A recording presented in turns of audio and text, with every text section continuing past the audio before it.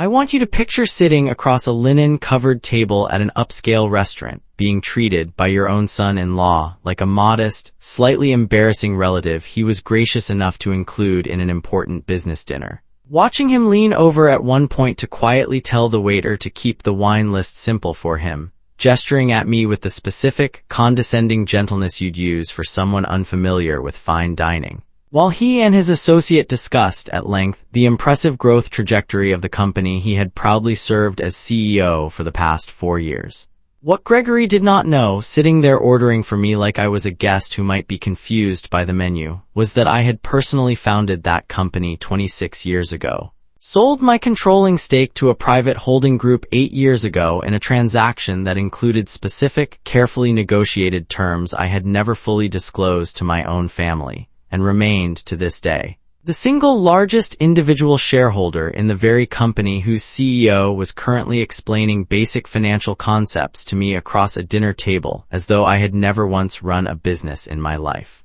I had let Gregory believe across 4 years of marriage to my daughter Vanessa and countless family dinners that I was simply a retired, modestly comfortable man who had spent his career in manufacturing. A description technically true but deliberately, almost comically incomplete, because I had learned, decades earlier, that people treat you very differently once they know exactly how much money is attached to your name, and I had, quite honestly, grown to prefer being underestimated. That preference was about to collide, spectacularly, with an envelope that an associate of Gregory's slid across our table 2 minutes before the entire tone of that dinner changed forever.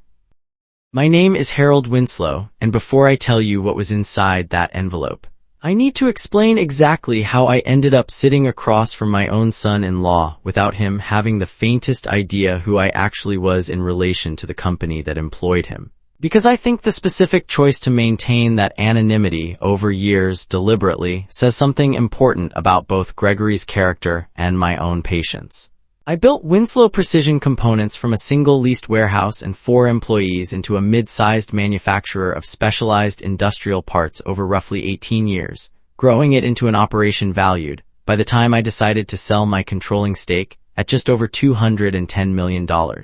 I sold that controlling stake, 62%, to a private equity group 8 years ago, at 58 years old, primarily because I had watched too many founders in my industry stay too long, run their companies into decline through sheer stubborn attachment. And I wanted to step back while the business was still thriving rather than clinging to control, until I damaged something I had spent 2 decades building. What almost no one outside a small circle of former board members and my own accountant knew, however, was the specific structure of that sale, which included a retained minority stake of just under 22%. A stake I kept quiet, deliberate, and largely passive, along with a standing, rarely exercised seat on the company's advisory board that I had, for the past 8 years, almost never bothered to occupy in person. Preferring instead to review materials quietly and vote by proxy, content to let the professional management team the private equity group installed run daily operations without my direct involvement.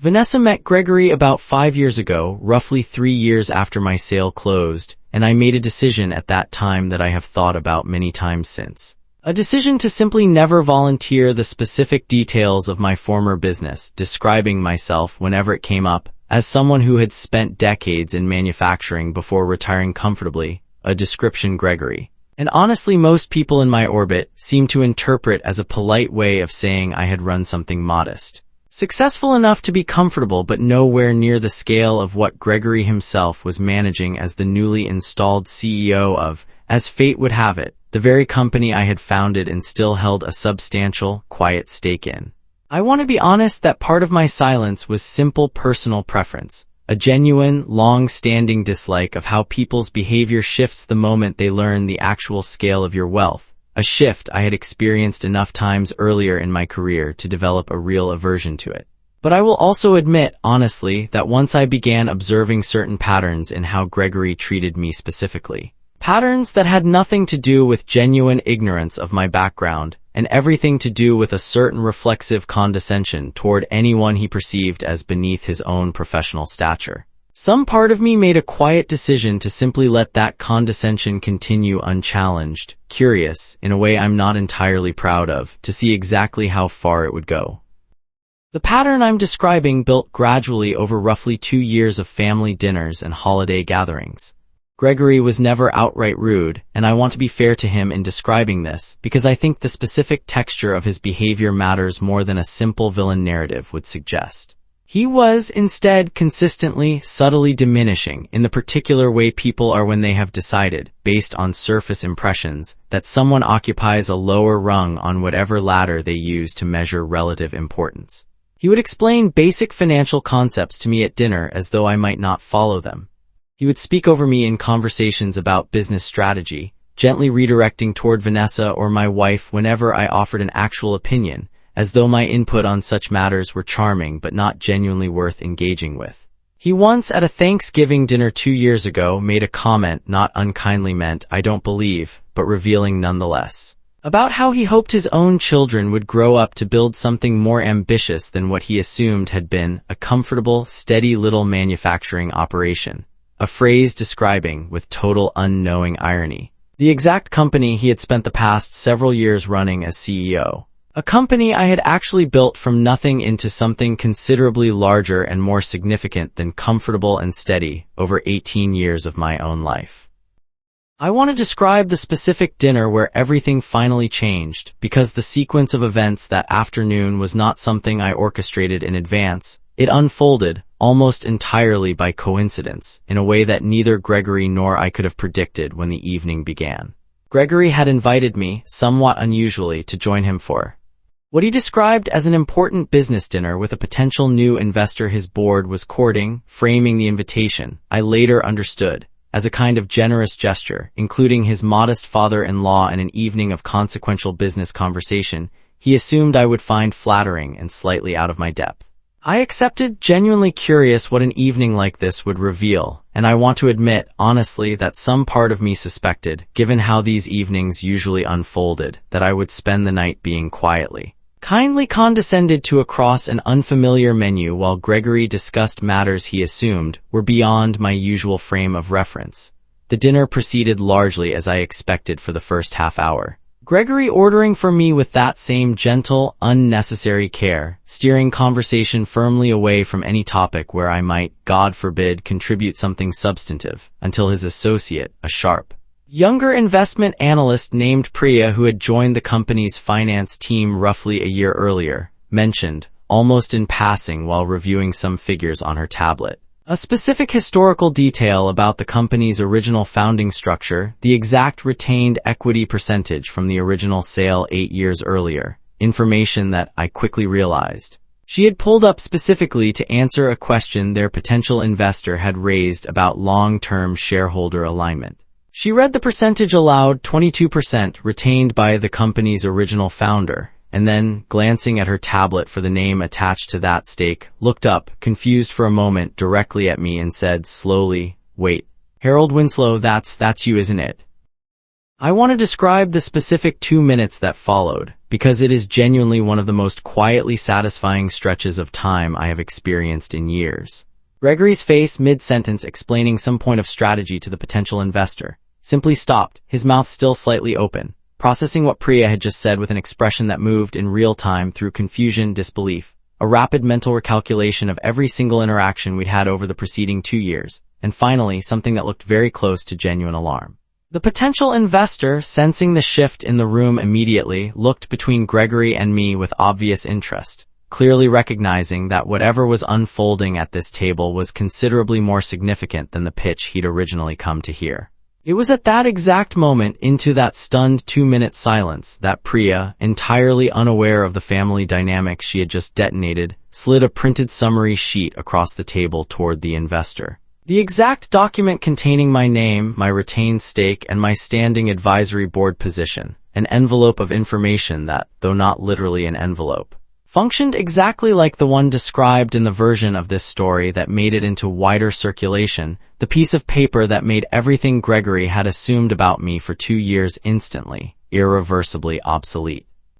I did not gloat in that moment, though I want to be honest that watching Gregory's carefully composed CEO demeanor completely dissolve in front of a potential investor was, on some very human level, deeply satisfying after 2 years of quiet condescension. I simply confirmed calmly that yes, I had founded the company, that I had sold my controlling stake 8 years ago but retained a meaningful position, and that I had genuinely enjoyed observing the company's progress under Gregory's leadership from a comfortable, quiet distance. I want to be clear that this was not, in that moment, a hostile or vindictive reveal on my part. I had no interest in humiliating Gregory in front of a potential investor, and I actually spent the remainder of that dinner deliberately steering conversation back towards supporting his pitch. Genuinely wanting the deal to succeed for the sake of a company I still cared about and, honestly, for the sake of my daughter's marriage, which I understood was about to undergo a significant recalibration regardless of anything I did or didn't say for the rest of that evening.